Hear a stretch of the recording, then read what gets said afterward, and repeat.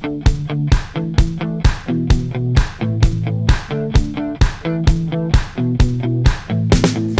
¿cómo están amigos, amigas de Chilevisión Deportes? Estamos con un nuevo podcast como todas las semanas con lo más importante del deporte y en este caso con la contingencia. Obviamente el día 19 de abril se cumplieron 100 años de la fundación de Colo-Colo, el equipo más popular, el equipo con más títulos, el único en nuestro país que tiene una Copa Conmebol Libertadores. Y ante eso, obviamente, tenemos la oportunidad de conversar con Esteban Abarzúa, que nos acompaña, que es periodista. Te saludo, Esteban, ¿cómo estás? Hola, Ignacio, ¿qué tal? Muchas gracias por la invitación. ¿Y por qué está con nosotros? Para que lo vean acá, tenemos ¿Quién es Chile? Repasando estos 100 años de historia de Colo-Colo. Y también, Esteban, lo interesante es cómo se vincula Colo-Colo con lo social también. Por eso mismo me imagino que va por ahí el título del libro. Sí. Este libro pretende contar un poco la experiencia de los colocolinos, de cómo a través de un siglo este club ha afectado su vida desde distintos puntos de vista. Y cómo poder contar, como digo, esa historia que claro, uno la concreta a través de una frase, quién es Chile, Colo-Colo es Chile, que bueno, a algunos les cae bien, a otros no tanto, pero que en el fondo refleja algunos capítulos importantes de la historia del fútbol chileno y a través de la historia del país. Cuéntame, para el que esté interesado en leer el libro, ¿en qué consiste? ¿Tiene historia? ¿Tiene un poco de entrevistas? ¿Cómo lo podrías calificar? Este libro es fundamentalmente de historia. Si bien en un principio partió con otro objetivo, que era contar la historia de la vida de algunos colocolinos, con el tiempo me fui dando cuenta de que, y con la cercanía del centenario además, de que era necesario hacer algunas precisiones históricas sobre distintos capítulos de la historia de Colo-Colo y poder mezclarlo obviamente con el objetivo inicial, que era en cómo afecta a los chilenos, cómo afecta a los colocolinos. Entonces está estructurado de tal forma que cada capítulo es independiente respecto de los demás, salvo los primeros 4 o 5 capítulos que en el fondo hablan de la fundación, pero siempre cada capítulo con un punto de vista específico. Por ejemplo, el primer capítulo trata de la vida de los chilenos a comienzo del siglo XX. Lo difícil que era, por ejemplo, que David Arellano eran 2 hermanos, y de esos 2 hermanos solamente 6 llegan a la vida adulta. Entonces, como te digo, cada capítulo tiene su propia lógica y trata de cerrarse sobre sí mismo. Entonces así va pasando de alguna manera cronológicamente, pero que cada capítulo termine al final, y uno puede saltarse algunos capítulos y leerlos independientemente. Oye, y en el trabajo en sí, ¿cuánto tiempo te tardaste en escribir este libro? Esa es una respuesta compleja, porque uno como colocolino en general se demora, y obviamente cuando uno ya tiene esta inquietud, se demora toda la vida en acumular materiales, reflexiones, obviamente. Y creo que dentro de eso es un libro que resume un poco lo que yo he hecho en mi trabajo de investigación respecto de Colo-Colo. Y en lo concreto sí, y los últimos 2 años han sido bastante duros, tanto en investigación como en poder escribir estas 400 páginas que tiene el libro finalmente. Porque me imagino que en 1925 estaba bien complejo, ¿no? La documentación, ¿cómo tuviste que encontrar también eso que es muy antiguo? Es duro porque, hay un libro de Sebastián Salinas que retrata muy bien la época amateur de Colo-Colo, de 1925 a 1933, y que de alguna manera es un libro del año 2000. Y es el único libro que se había preocupado hasta ese momento de certificar con fuentes primarias, originales, la historia de Colo-Colo. Claro, uno piensa que es el equipo más popular de Chile, y de hecho se han escrito muchos libros, pero hay pocos que tienen esa certeza histórica, como el de Sebastián. Me preocupé en este caso de complementar ese trabajo y de, por ejemplo, ir más atrás en la historia, porque, por ejemplo, la familia Arellano viene de Concepción. Antonio Arellano Hernández, que es el papá de David Arellano, él es de Cauquenes. Entonces uno puede construir una historia de la historia de una familia y de cómo esa familia es afectada por las situaciones, por las condiciones de vida de su tiempo, cómo se vienen de Concepción a Santiago y quedan instalados en el por ejemplo, en el barrio de Estación Central. Y es interesante poder reconstruir todos esos elementos, obviamente con la documentación que existe en la Biblioteca Nacional y en otras fuentes. Y en este caso, bueno, explicas también en el principio del libro, como tú decías, cómo se va construyendo este personaje David Arellano, ¿no? Lo va describiendo bien, con su familia. En este sentido, ¿en qué momento llega a la cabeza de David Arellano decir, bueno, sabes que vamos a construir esto que en ese momento se llama Colo-Colo, ¿no? Yo creo que de a poco se fue construyendo. Él es un joven muy, muy especial. Obviamente, uno ya al contarlo desde el final, la historia como que tiende a redondearla. Entonces uno piensa, no, David Arellano siempre estuvo pensando en esto. Obviamente, desde que era chico, él tiene muchas inquietudes. Funda un club en la escuela normal, un equipo de fútbol más que un club, que se llama Venus.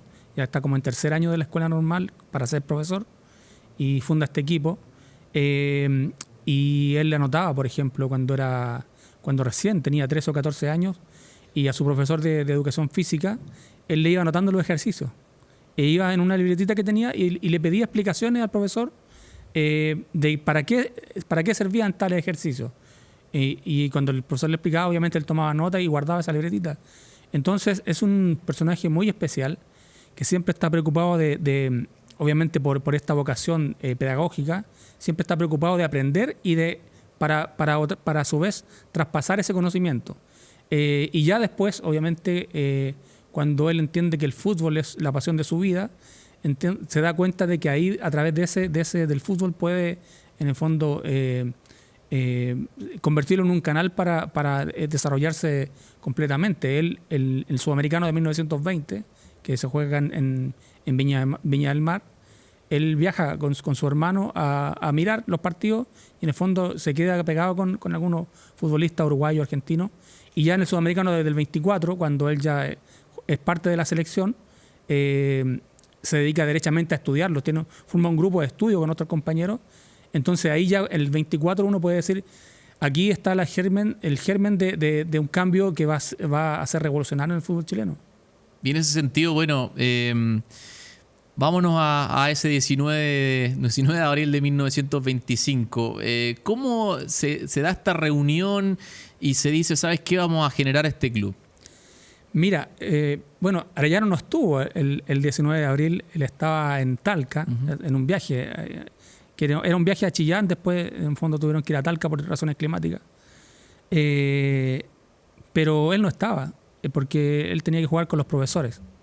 Pero esto se gesta, obviamente, con las diferencias que tienen con Magallanes, que vienen desde, probablemente, eso ya en materia más de investigación o incluso de reflexión, probablemente desde que él vuelve del sudamericano del 24, porque ellos querían practicar un fútbol científico. Querían cambiar, en el fondo, muchas de las costumbres que tenían los futbolistas de su época. Esas costumbres, por ejemplo, eran vestirse mejor, o sea, tener actitudes deportivas sin ninguna mancha en ese momento. Y todo apuntaba a la necesidad de que David fuera el capitán de Magallanes. Porque de esa manera podía influir de mejor manera en lo que querían. Y ellos fueron lamentablemente acusados por la dirigencia de Magallanes de querer instalar el profesionalismo. Claro que visto desde hoy, obviamente, es una situación muy anómala, porque el fútbol no se entiende hoy día sin el profesionalismo, pero en ese momento se les acusaba de ser finalmente mercenarios, de querer cobrar por jugar, y en el fondo con los valores que estaban en ese momento en la sociedad chilena y la sociedad mundial, era muy mal visto que los deportistas cobraran por practicar su deporte. Entonces, a partir de ahí, Arellano y su grupo, que la mayoría son profesores, se dan cuenta de que en esta ruptura con Magallanes, el 4 de abril del 25, se dan cuenta de que necesitan otro espacio para desarrollar sus sueños. En ese sentido, ¿cómo comenzamos a ligar a Colo-Colo con lo popular, con Chile en general? ¿Cómo crees que se genera esa conexión?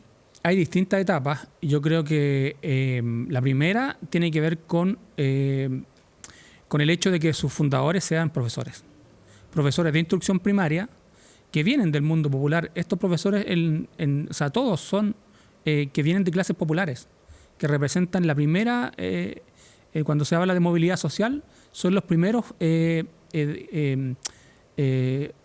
profesionales, por decirlo de alguna forma, que ellos no tienen carrera universitaria hasta ese momento, pero son los primeros profesionales, el primer oficio que le otorga a sus trabajadores, a quienes lo ejercen, el hecho de cambiar de su posición social. Son el ejemplo, ¿no? Claro, cambian su posición social, pasan de las clases populares a una clase media baja. Todavía no, obviamente en ese tiempo no existen esas denominaciones, pero cambian de su estatus. Y ellos son los profesores de instrucción primaria.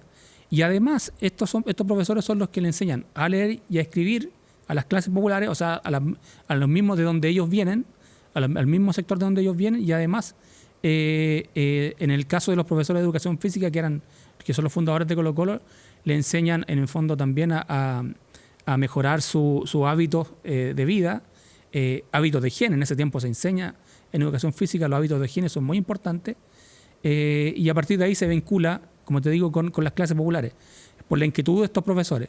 Ya después viene, obviamente, cuando se funda Colo-Colo y es el equipo que practica el fútbol científico, que ese concepto es importante, y además que gana de manera invicta. Entonces, a partir de ahí ya se vuelve un equipo muy popular en su momento. Para redondear esta respuesta, viene una gira, el primer equipo, a propósito de que es el invicto, el invencible Colo-Colo, es el primero que realiza una gira al sur del país. Y después de esto viene la gira internacional. Entonces se empieza a acumular etapas de popularidad de Colo-Colo, y obviamente con el impacto que produce lamentablemente el fallecimiento de David Arellano, ya se transforma en un equipo de carácter nacional cuando vuelve a Chile en 1927.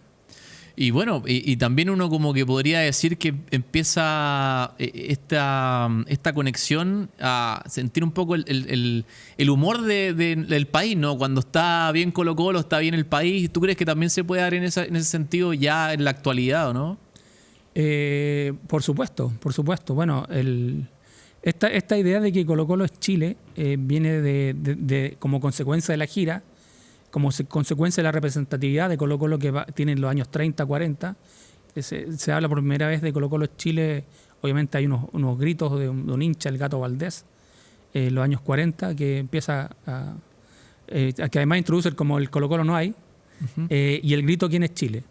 Y a partir de ese momento Colo-Colo se transforma en un espacio de convivencia para muchos chilenos.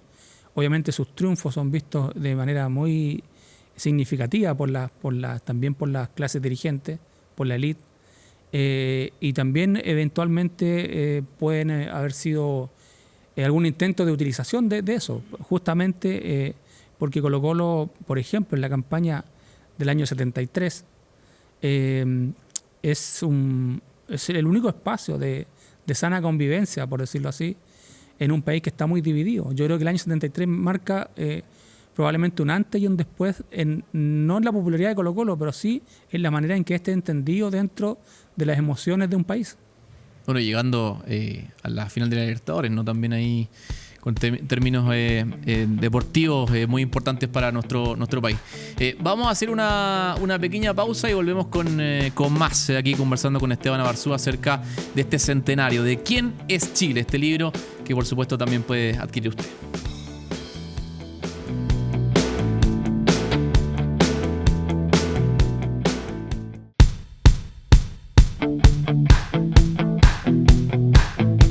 Estamos de regreso con nuestro podcast hablando de quién es Chile, este libro de Esteban Abarzúa que repasa los 100 años de Colo-Colo. Esteban, te quería hacer una pregunta. ¿Quién es el mayor ídolo de Colo-Colo? A ver. No es tan difícil la respuesta, ¿no? Pero tiene dos posibilidades. Una como ídolo, porque depende de lo que uno entienda por ídolo. Desde ese punto de vista, yo creo que Carlos Caselli representa los valores de Colo-Colo desde el punto de vista de la gente, de la relación con la gente. El ídolo, desde mi punto de vista, es alguien que la gente quiere tocar, quiere estar cerca de él, quiere de alguna manera verse reflejado en ese ídolo. Creo que Caselli, el rebelde, era un joven muy rebelde en su época, en los años 60, fines de los 60. Representa toda esta juventud que quiere cambiarlo todo en el año 68, que es como la revolución de las flores, todo eso que hubo en ese momento, todo el tema que en Europa hubo muchos cambios y la juventud era vista como muy rebelde, y Caselli representa el primer rebelde del fútbol chileno. Hoy día, claro, no se entiende un poco la rebeldía de Caselli de esa juventud, pero si uno se sitúa en esa época, lo ve como un personaje importante del primer jugador que de alguna manera alegra al hincha con sus jugadas, con su forma de jugar, con su forma de ser. Y obviamente después con todo lo que viene en su relación distante con la dictadura, con lo que representa para Colo-Colo en los años 80, en un jugador, un equipo que le da alegría a los colocolinos en un espacio, en una época bastante oscura para la sociedad chilena. Entonces se constituye Caselli como un personaje importante, obviamente, y después de hecho se vuelve un personaje universal, ya con su participación en la campaña del no. Y es reconocido internacionalmente, incluso como eso, es como un embajador Caselli. Pero también uno puede considerar la figura de David Arellano. Y es ahí, claro, donde uno considera que es fuente de inspiración para todas las generaciones de colocolinos, y a partir de ahí uno podría decir, sí, también es un ídolo. Pero yo creo que también tiene un concepto más de mártir también, y un heroísmo obviamente trágico, que lo convierte en una figura especial, y que yo creo que trasciende un poco el concepto de ídolo que uno tiende más de carne y hueso, y un personaje más cercano en términos de la emocionalidad, porque es menos emocional la figura de Arellano, pero sí es más trascendental. Cuéntame un poco, ya avanzando un poco en la historia, hablabas de esta intervención, esta idea de la dictadura de utilizar a Colo-Colo. ¿Cómo se vive ese proceso en particular? Es muy duro porque de pronto se fija mucho la conversación, obviamente por una situación de redes sociales, incluso hoy en día, por los supuestos 300 millones que iba a donar Pinochet para el Estadio Monumental, que finalmente no ocurrió. Pero Colo-Colo fue intervenido por la dictadura el año 76 de manera ilegal. Ni siquiera la conversación es si es legítima o no, sino que es ilegal, porque instala a un grupo económico que no tiene ninguna relación con el club, ni ninguna relación con el fútbol, un grupo que es representativo de los Chicago Boys, y genera, en primer lugar, una intervención en el sentido de transformar el fútbol chileno en fútbol empresa. De hecho, uno puede leer los medios de comunicación y hay un entusiasmo evidente por el fútbol empresa, que viene a cambiar el modelo de administrativo. Había que cambiar todas las bases de los estatutos, los reglamentos, y sin embargo se hace desde arriba, desde la cúpula. Entonces, además de ser ilegal, esta intervención genera unas deudas que son importantes. Se hace esta intervención supuestamente porque Colo-Colo tenía deudas por $300.000 que nunca se comprobaron además. Y después, cuando se termina este periodo del año, a fines del 78, comienzo del 79, Colo-Colo debe $3 millones que tiene que pagar en compromiso. O sea, ni siquiera porque los Chicago Boys supuestamente iban a hacer que Colo-Colo ganara la Copa Libertadores. Esa era la promesa. Y cuando se van, solamente en 2 años, dejan a un club muy endeudado. Entonces, y esas deudas traen consecuencias, obviamente, en el resto de la dictadura, porque después hay un convenio entre el gobierno y Colo-Colo en el año 80, por el cual Colo-Colo se compromete a jugar varios partidos amistosos que son transmitidos por televisión nacional, y que supuestamente también son un beneficio económico para Colo-Colo, pero son para pagar deudas de arrastre que vienen instaladas en el club por la misma dictadura. Entonces, cuando se habla de la instrumentalización del fútbol, hay que tener en cuenta eso, que no representa beneficio para ninguno de los clubes que fueron de alguna manera instrumentalizados. Colo-Colo, Universidad de Chile, que son los grandes referentes de la deuda histórica del fútbol chileno, por la cual la banca les prestó dinero que finalmente los clubes no pagaron, y que fue pagada por el fútbol chileno. Eso es un tema probablemente aparte por la NFP, a través del convenio con el Banco Estado, pero esos beneficios económicos que supuestamente tuvieron los clubes, al final son puros problemas y grandes perjuicios desde todo punto de vista. Después viene la etapa, ¿no?, de la quiebra, y donde llega también blanco y negro, ¿no? Con esta situación donde tenemos ya la sociedad anónima metida también en nuestro fútbol. ¿Cómo se vive también ese proceso? Porque uno quizás podría decir, bueno, está perdiendo un poco esa ligazón con el pueblo, ¿no? Con esta privatización, digamos, ¿no? Sí, mira, la quiebra empieza, según mi punto de vista, de acuerdo a lo que yo creo y lo que investigué y lo que creo un poco que ha pasado, de lo que vivimos, empieza el 6 de junio del 91, al día siguiente de conquistar la Copa Libertadores, porque Colo-Colo se convierte en un objeto de deseo. Su popularidad, la Plaza Italia llena, primer hito deportivo que se celebra en la Plaza Italia, un fenómeno popular muy fuerte en su momento. Y empieza a hablar del desarrollo. En ese tiempo estábamos hablando de los jaguares de Latinoamérica, la economía iba en aumento, entonces había mucha expectativa de que el fútbol también fuera parte de ese desarrollo, o incluso que fuera una herramienta de ese desarrollo. Entonces se presenta el año 98, en marzo del 98, un proyecto de Sociedad Anónima Deportiva. Lo presenta el senador Piñera el último día de su mandato como senador, el 10 de marzo, y a partir de ahí se empieza a hablar de la sociedad anónima, de la llegada, de la necesidad de la sociedad anónima, que parecía una idea feliz, que iba a desarrollar el fútbol chileno y a convertirlo prácticamente en un competidor de las ligas europeas. Eso era lo que se prometía en el proyecto de Sociedad Anónima. Obviamente la realidad hoy día es muy distinta. Y es muy distinta también en el caso de Colo-Colo, porque obviamente sin que Colo-Colo se haya transformado en una sociedad anónima deportiva, porque es distinto a blanco y negro, eso es una sociedad anónima abierta que se transa en bolsa, pero también es parte de ese modelo, de ese mecanismo, y en el fondo lo que ha intentado, sin éxito, es de alguna manera eliminar a los socios.